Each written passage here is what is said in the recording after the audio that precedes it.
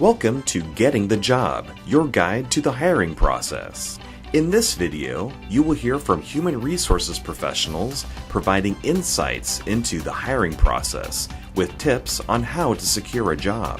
Joining us is Rhonda Bell of the Washington State Department of Enterprise Services, April Gibson of Puget Sound Orthopedics, Lisa Arbakauskas with REI, and Dennis Loney with Workplace Innovations, LLC.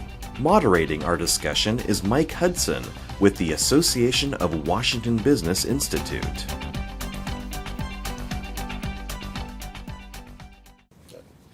So, let's talk about social media.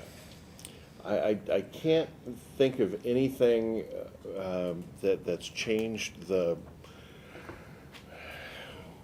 landscape of employee, employer, potential employee, potential employer relationships more than the social networks. So, what's your professional opinions, and what advice would you give folks who are looking for jobs and relying on social media? Treat everything you put on the internet like it's going to show up on the front page of the newspaper. Yes, I've got that in my notes right here. Yes. I think that it can be a tremendous tool for job seekers in terms of identifying potential people for their network, in terms of being able to tell their story in a favorable light online that has access to a lot of people.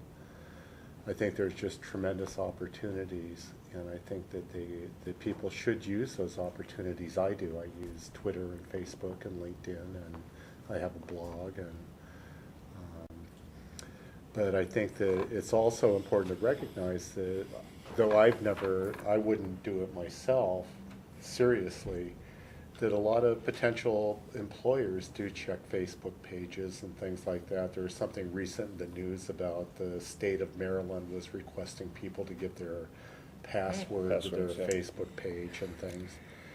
And so I think it's probably a good idea that if you're in an active job search, to make sure that anything that you have out there for the general public is something that you want to represent yourself, because it can be a great personal marketing tool, but it can also be a job ender, for some people. Use it wisely. Be careful. Don't post those crazy pictures out there for the world to see that you only want a certain couple people to see. Because, employers have gone on to Facebook and seen some activity that has been a deal breaker. I think we're going to be hearing more and more about that. Some state agencies are very progressive and use social media way more than others. We're talking about LinkedIn this afternoon and with the communications directors of the state agencies, and learning more about what a valuable tool it is, and something about using the internet and that kind of thing, just in general. Even your email address. You are looking for work, so you might consider getting a free email address, using something that's professional, rather than not the craziness that people put. And along those lines too, your voice message that you have on your phone, whether it be your cell phone or your home phone, be conscious of what that says and what that portrays about you. I've called to leave messages for potential interviewees and have heard some pretty obnoxious things. So something to think about. For me, there's two different aspects to social networking. One would be on the job applicant side. We don't go out onto Facebook. Frankly, I think we're half scared what we would find out there, but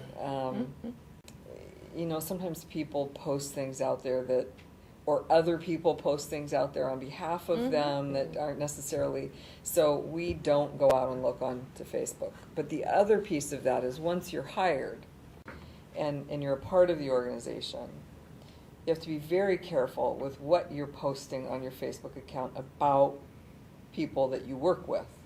We've had incidents where people are friends with each other, not necessarily everybody in the workplace is friends, but a handful of them are friends, and they're having a discussion about people in the workplace that aren't their friends, that is completely inappropriate.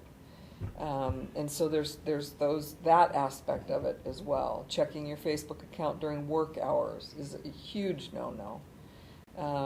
So there's those two different aspects to it. Remember that whatever you post on the internet is there for eternity. It doesn't go away. And that's really critical for people to remember. And I think that as we go along, more and more employers are going to start looking at Facebook accounts. And I don't know whether I think that's a good thing or a bad thing. I haven't figured that out yet. There's a school of thought now, however, though, that says if you don't have some sort of digital footprint, you're putting yourself at a disadvantage. So, Dennis, you mentioned having a personal blog. Is that something you look for necessarily, or maybe it's one of those things that you might look for in certain types of jobs, but not others? But we have social media roles that we hire in our marketing department, and it's relevant to the job. We need to understand what sort of social media presence that person has and how they handle it, and what sort of following it gets, and all of those things are very relevant to the role. We also do searches for some really hard to fill jobs, and we're searching the internet at large, trying to find places where people have talked about things that might be relevant for that skill set, and it could be in a blog or a discussion forum on some sort of online user group for something. And when you get into those, you're going in with intent of finding professional information, and you may or you may not find that in the mix. And it is a representation of who you are and your character, and it's out there and people can see it, and people should manage it appropriately. But not having it can also be a huge leverage to finding something. Having our team actively searches LinkedIn profiles to find people with certain skill sets to reach out to and try and recruit for jobs, and people that are out there that have a great profile and a lot of connections, and people that might have worked with them or known them in the past that have written recommendations for them, or they're leveraging the groups function on there to participate in special interest groups and participate in those discussions and things. It's a great place to demonstrate their knowledge, to show that they're active in these spaces and can really add a lot of credibility to their expertise in an area that you're recruiting for. So it can be a really, really great thing. Just like in all things in life, we should be careful of how we're representing ourselves. This one's just a whole lot more public. yeah. I think LinkedIn groups is kind of right up there with volunteering, and it's really a great way to not only network and not only find out about some things that might be out there you weren't aware of, but also to demonstrate, your knowledge, your background, your skills. So. Yeah, the other thing with LinkedIn that I really like is that it has opportunities to present yourself as a full person. So it can have like books you've recently read and keep that updated to let people know that, yes, you are continuing to learn and you are continuing your education. As Lisa said, the recommendations in your job history and things like that. But if you're in an active job search, it's also important to really have a good understanding of how that tool works. And to keep in mind that every time you put an update in your profile, it shows up on all your contacts news page for the day that you've made a change, and it keeps your name out in front of people on a regular basis. Well, with you've just done this or you've just done that, but it's a good way to keep your name active, within your professional network. But that's a good point. I mean, it's a tool, and like any other tool, you know how to use it correctly and safely. Yes, and appropriately. Appropriately. Yeah. Appropriately. I think the other thing too is I think that there's nothing wrong at all about. I usually advise people for job search who are in an active job search, create a separate email account just for your job search. Yeah. And have a professional name with it, like usually first name and last name. It's probably not taken. If it is, throw in your middle initial, and just keep that for your job search, because then you can manage the correspondence you have. It's not getting lost with the spam that you have and things like that. It's just a better way to manage your job search.